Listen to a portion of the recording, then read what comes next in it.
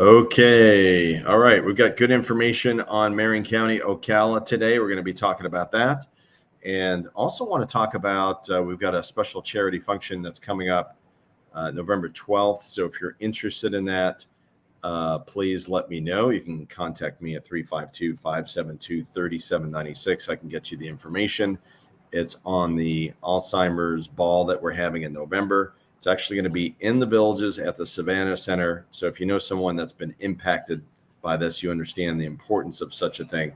So connect with me if you have questions. But today I want to talk to you about the question that a lot of buyers have right now, especially if they're thinking about buying in Marion County in Ocala, Florida, is, is it just a bad time to buy because are the prices dropping? If I buy now, will I lose money? Is it a bad time? And I want to share with you some of the things that we're actually seeing on a local basis and really share with you some information that maybe a lot of people haven't shared. And that is the differences in pricing from look at 2012 in this particular screen, you're seeing, January of 2012, the average sales price in Marion County was 103,000. This year, you're looking at 277,000 average sales price. So these are based on sold properties, sold prices, and it doesn't mean the prices won't drop in the future, but it does mean that we're not seeing anything so far as prices dropping.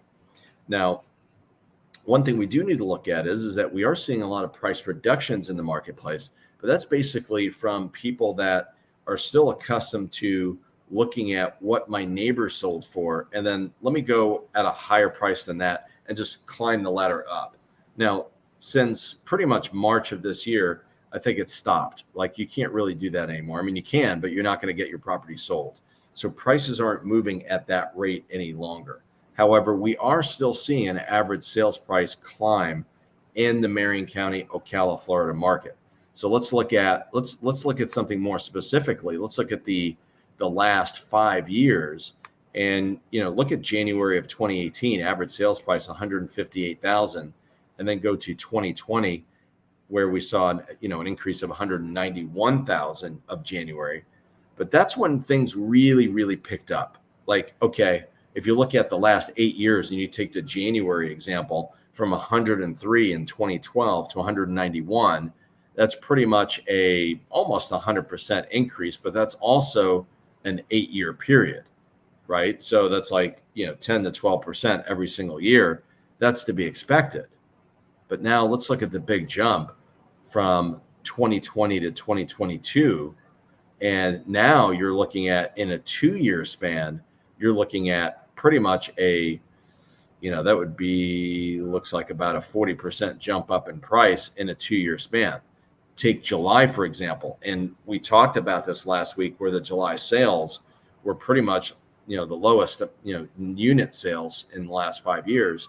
2020 to 2022, you're looking at a 50% increase in average sales price.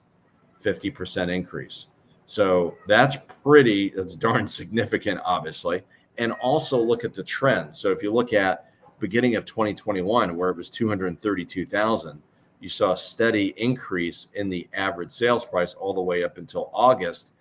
That went to 303, but then leveled up. And probably what happened in August, that's an anomaly. So 1 month, you really can't base that, you can't base an opinion on 1 month. But let's look at September, October, November, obviously December, all the way up until, the end of the year. Average sales price went up by a good amount, like 232 to 298. Now let's go to January of 2022, and slight decrease. Not a big surprise for January, because typically January is the slowest closing month of the year.